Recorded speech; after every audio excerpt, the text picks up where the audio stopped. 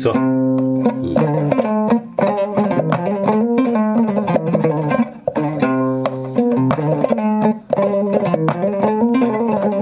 Santa kuma kele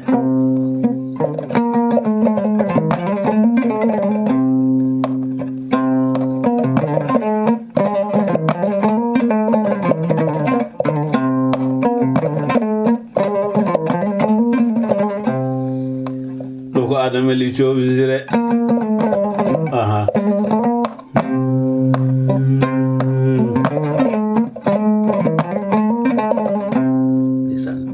Mi ciftiri ɗo pullo gorko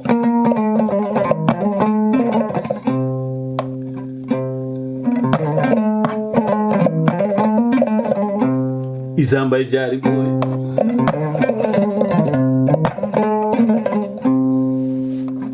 international gandaɗo e leyɗele kala ndo o tacci frontiére o serdi leyɗele ɗe Afrique e Europe nde wonno so tawi Allah waɗima joom gueɗal tan a yadata e maggal o holli tubakoɓe ɓe toon to leyɗele tubakoɓe to worɓe fulɓe no ngoodi wawɓe wattude a nani ma dirno tubakoɓe fulɓe waɓe ɗe Isa Mbay jaaren so kalde tuba ko nana somo kolli ɗumen hunde kadi jaɓat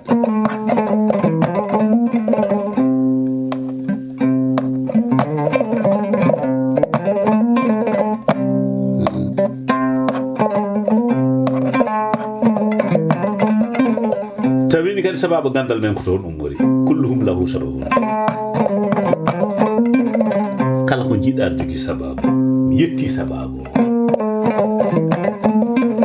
Isa ko gorko pullo moƴƴo muñƴo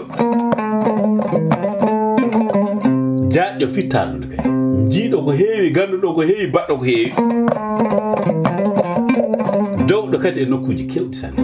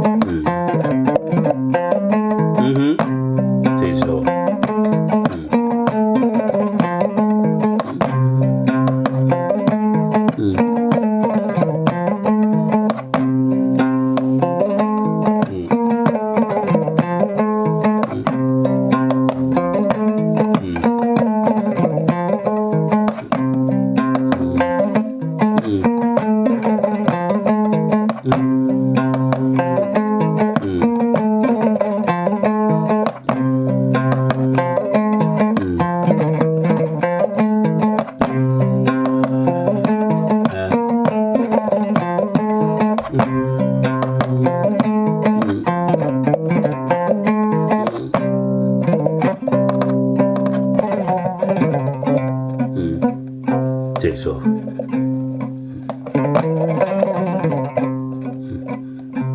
so Sidir Samba